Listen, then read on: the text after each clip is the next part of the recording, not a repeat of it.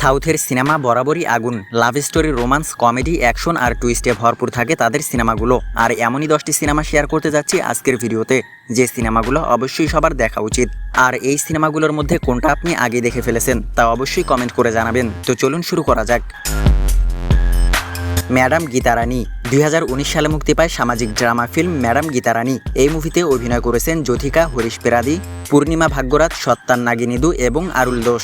সিনেমার গল্প এগোতে থাকে একজন প্রধান শিক্ষিকাকে ঘিরে, যিনি খারাপভাবে পরিচালিত একটি স্কুলকে রাজ্যের অন্যতম সেরা স্কুলে পরিণত করেন। মূলত তিনি ছিলেন একজন লেফটেন্যান্ট কর্নেল, ভারতীয় সেনাবাহিনীতে নতুন নিয়োগপ্রাপ্তদের একজন প্রশিক্ষক অবস্থাতেই তিনি এই স্কুল সম্পর্কে জানতে পারে এবং অবস্থার উন্নতির জন্য সেই স্কুলের প্রধান শিক্ষিকার পদ গ্রহণ করার সিদ্ধান্ত নেয়। তবে সেই স্কুলকে রাজ্যের অন্যতম সেরা স্কুলে পরিণত করতে তাকে অনেক চ্যালেঞ্জের মুখোমুখি হতে হয়। কিন্তু কি সেই চ্যালেঞ্জ তা জানতে হলে আপনাকে দেখতে হবে ম্যাডাম গীতা রানী। কান্তারা 2022 সালে বিশ্বব্যাপী মুক্তি পায় অ্যাকশন থ্রিলার ফিল্ম কান্তারা। এই মুভিতে কাম্বালা চ্যাম্পিয়নের সাথে দ্বৈত চরিত্রে অভিনয় করেছেন ঋষভ শেঠি।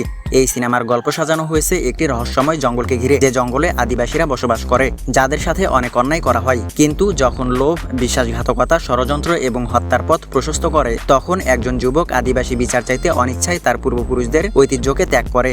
আর এমন এক গল্প নিয়েই তৈরি করা হয়েছে কান্তারা। তো যারা এখনো এই মুভিটি দেখেননি তারা আজই দেখে নিতে পারেন।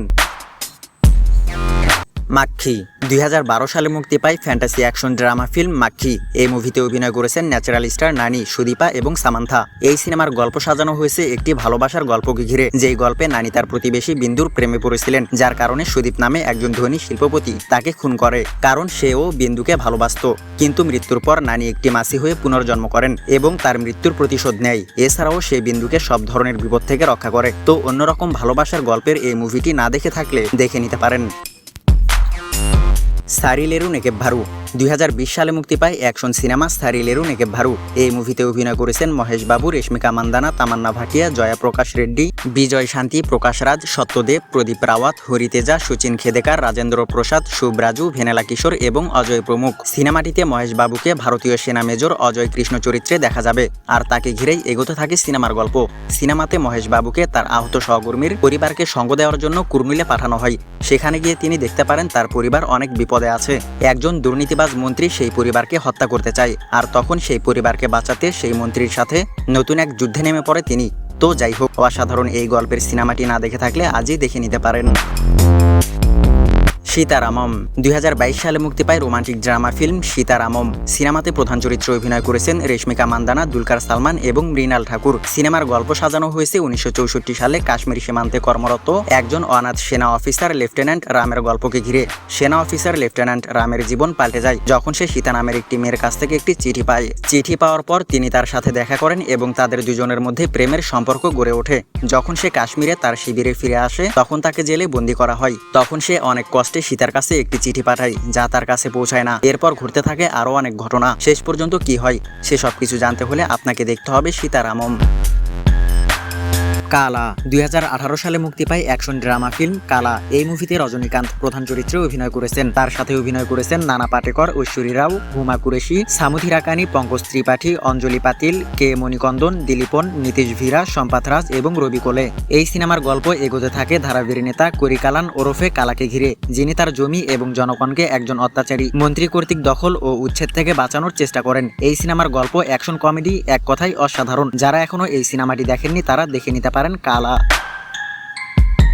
ইয়াশোডা 2022 সালে মুক্তি পায় অ্যাকশন থ্রিলার ফিল্ম ইয়াশোডা। এই মুভিতে অভিনয় করেছেন সামান্থা, উন্নি মুকুন্দন, ভারলক্ষ্মী শরৎ কুমার এবং মুরালী শর্মা। এই সিনেমার গল্প এগোতে থাকে যশোদাকে ঘিরে, যিনি জোমাটাতে কাজ করেন। তিনি একজন সারোগেট মা হন, কারণ তার বোনের অস্ত্রোপচারের জন্য তার অর্থের প্রয়োজন হয়। তাকে ডক্টর মধুবালার মালিকানাধীন একটি অত্যাধুনিক সারোগেসি সেন্টার ইভাতে নিয়ে যাওয়া হয়। সেখানে যশোদা কিছু সারোগেট মায়েদের সাথে বন্ধুত্ব করে এবং তাদের সাথে সময় কাটায়। তাদের প্রত্যেকেই দরিদ্র এবং তাদের অর্থের প্রয়োজন বলে জানতে পারেন।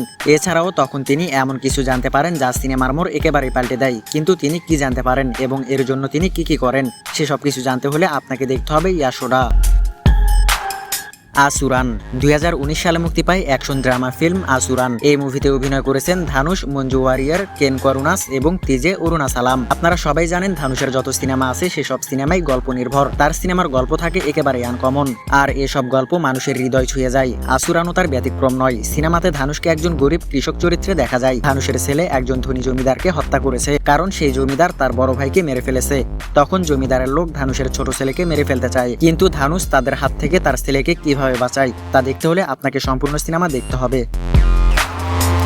মেজর 2022 সালে মুক্তি পায় অ্যাকশন ড্রামা ফিল্ম মেজর। সিনেমাতে অভিনয় করেছেন আদি বিশেষ, প্রকাশ রাজ, সবিতা ধুলিপালা, সাই মাঞ্জরেকর, রেবতী, মুরালী শর্মা এবং অনিশ কুরুভিলা। এই সিনেমাটি তৈরি করা হয়েছে সত্য ঘটনা অবলম্বনে। মেজর সন্দীপ উন্নিকৃষ্ণনের জীবনকে কেন্দ্র করে, যিনি 2008 সালের মুম্বাই হামলায় অ্যাকশনে শহীদ হয়েছিলেন। তো সত্য ঘটনা অবলম্বনে নির্মিত এই সিনেমাটি না দেখে থাকলে দেখে নিতে পারেন।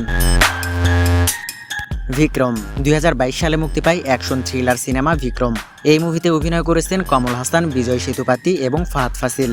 এই সিনেমার গল্প এগোতে থাকে একটি ব্ল্যাক অ্যাপস স্কোয়াডকে অনুসরণ করে, যারা মুখোশধারী দলের সদস্যদের অনুসন্ধান করে থাকে। তারা তদন্ত করে ভিট্টি ভাগাইয়ারা নামে একটি ড্রাগস সিন্ডিকেট গ্রুপ সম্পর্কে জানতে পারে, যার নেতৃত্বে রয়েছে সন্ধানম, যে হারিয়ে যাওয়া ড্রাগসগুলো তার বস রোলেক্সের কাছে পৌঁছে দিতে চায়। এটা 1986 সালের বিক্রম মুভির একটি সিকুয়েন্স। এই সিনেমাতেও অভিনয় করেছিলেন কমল হাসান। তো অসাধারণ গল্পের এই সিনেমাটি না দেখে থাকলে এখনই দেখে নিতে পারেন।